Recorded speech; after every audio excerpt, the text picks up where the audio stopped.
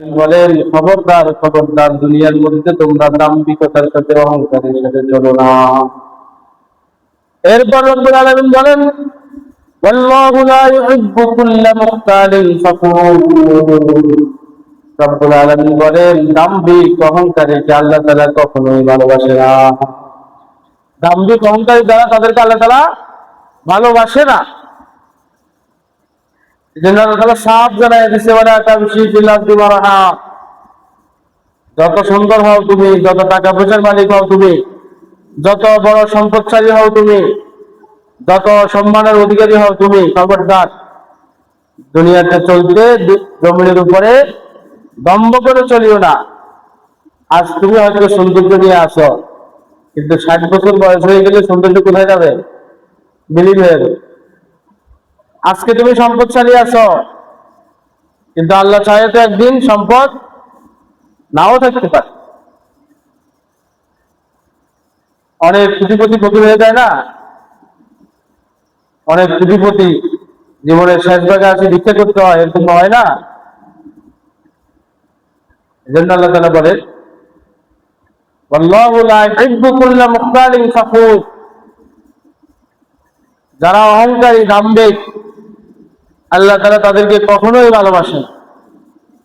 কেননা দুনিয়ার মানুষের জন্য অহংকার সাজে না। যে আরেকজনের কাছে মহতাজ, তার জন্য অহংকার সাজে? সাজে না। হাদিস শরীফের মধ্যে রাসূল কারীম সাল্লাল্লাহু আলাইহি ওয়াসাল্লাম বলেন, আল্লাহ তাআলা বলেছেন। কে বলছেন? আল্লাহ। কি বলেছেন? আল কিবরিয়াউ রিদাই। আল্লাহ তাআলা বলেন, আল কিবরিয়াউ রিদাই, অহংকারী হলো আমার চাদর। ওয়াল আজমাতু ইজারি, আর মহত্ব, বড়ত্ব, এটা হলো আমার লুঙ্গি, আমার লুঙ্গির মতো। খবরদার তোমরা যদি এই দুটা নিয়ে টানাটানি করো, অর্থাৎ অহংকারী করো আর বড়ত্ব দেখাও, ফাযাফতুহু ফিন্নার, আল্লাহ তাআলা বলেন, তাহলে শুনে রাখো তোমাদের জন্য জাহান্নাম। আল্লাহর বড়ত্ব আর অহংকারী যে করবে, যে সবসময় মনে করবে আমি বড়, আমি বড়, আমি বড়, আমি বড়, আমার বড় বড় নাই, আর যে সবসময় অহংকারী করে চলে,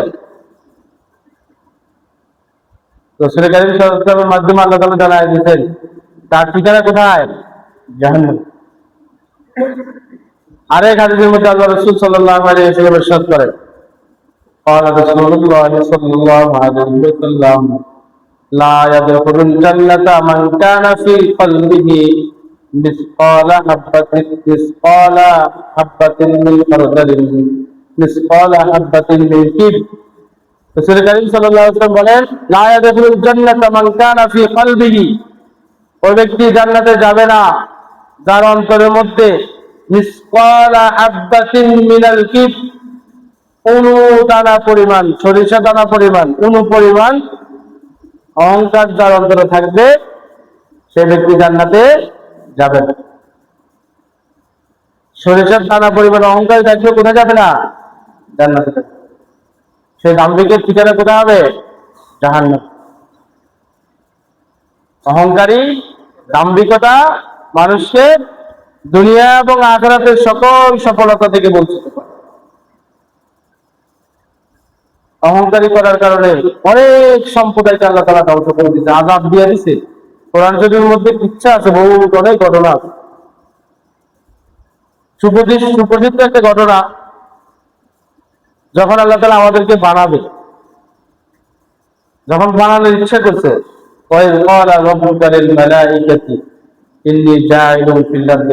যখন আমাদেরকে দুনিয়াতে পাঠাবে, আল্লাহ তাআলা মানুষ বানাবে ইচ্ছা পোষণ করছে, তখন ফেরেশতাদের থেকে আল্লাহ তাআলা পরামর্শ চাইছে, আমি দুনিয়াতে প্রতিনিধি পাঠাতে চাই। বলে না, আমরা তো আছি আপনাদের মানববন্ধী করার জন্য। আবার এমন জাতি কেন বানাতে চান যারা ফিতনা ফাসাদ করবে, পিড়াপিড়ি মারামারি করবে, একে অপরের মাথা ফাটাবে, এরকম জাতি কেন বানাতে চান? তখন আল্লাহ তাআলা তাদেরকে কোনো জবাব না দিয়ে বলে দিচ্ছে, ইন্নী আ'লামু মা লা তা'লামুন, নিশ্চয় আমি যেটা জানি তোমরা সেটা জানো না। এরপর আমাদেরকে বানালেন, আদম আলাইহিস সালাতু ওয়াস সালামকে বানালো। বানানোর পরে পৃথিবীর সকল কিছুর নাম আদম আলাইহিস সালাতু ওয়াস সালামকে আল্লাহ তাআলা শিখায়, আর ফেরেশতাদেরকে কিছু শিখায়। তো ফেরেশতাদেরকে বলতেছে, বলো তো এটার নাম কি, এটার নাম কি, এটার নাম কি, এটার নাম কি, এটার নাম কি। ফেরেশতারা বলতে পারতেছে না। قالوا سبحانك لا علم لنا إلا ما علمتنا إنك أنت العليم الحكيم। আয় আল্লাহ, আপনি আমাদেরকে যেটা জানান আমরা সেটা জানি, সুতরাং এসব কিছুর ইলম আমাদের কাছে নাই। এরপর আল্লাহ তাআলা আদম আলাইহিস সালাতু ওয়াস সালামকে বললেন, ফাকালা ইয়া আদমু আম্বিহুম বিআসমাইহিম, হে আদম বলো তো এগুলোর নাম কি। তখন আদম আলাইহিস সালাতু ওয়াস সালাম এক এক করে সব কিছুর নাম বলে দিলেন। সুবহানাল্লাহ। আল্লাহ তাআলা ফেরেশতাদেরকে হুকুম দিলেন যে আদম আলাইহিস সালাতু ওয়াস সালামকে সিজদা করো। তখন আল্লাহ তাআলা ফেরেশতাদেরকে হুকুম দিয়েছেন কি, আদম আলাইহিস সালাতু ওয়াস সালামকে কি করো, ফাসাজাদু ইল্লা ইবলিস। সমস্ত ফেরেশতারা সিজদা করছে, কিন্তু ইবলিস এই সিজদা করলো না। ইবলিস কি করলো না, সিজদা করলো না। আমার মূল পয়েন্টটা আসছে, কেন সিজদা করলো না। ইবলিস একটা যুক্তি খাটাইছে, অহংকারী দেখাইছে আল্লাহ। কি অহংকারী, বলে আল্লাহ খালাকতানি মিন নারিন ওয়া খালাকতাহু মিন তিন, আপনি তো আমাকে বানাইছেন আগুন দিয়া, আর আদমকে বানাইছেন মাটি দিয়া। আগুনের স্বভাব হলো আগুন জ্বালায় দিলে দাও দাও দাও দাও করে উপর দিকে উঠে যায়, আর মাটির স্বভাব হলো নিচের দিকে চলে যায়। আমি আগুনের তৈরি সৃষ্টি হইয়া কেন মাটির তৈরি মানুষকে চিন্তা করবো না, এটা আমাদের সম্ভব না। কি দেখাইছে, অহংকার দেখাইছে। কি দেখাইছে, আল্লাহ তাআলা সারা জীবনের জন্য সেই ইবলিসকে মালাউন করে দিচ্ছে, সারা জীবনের জন্য সে পাপী হয়ে যায়। কিসের কারণে ইবলিস ধ্বংস হয়েছে, অহংকারের কারণে। আমার মূল পয়েন্ট তো এটা, ইবলিস কিসের কারণে ধ্বংস হয়েছে, অহংকারের কারণে। হযরত আদম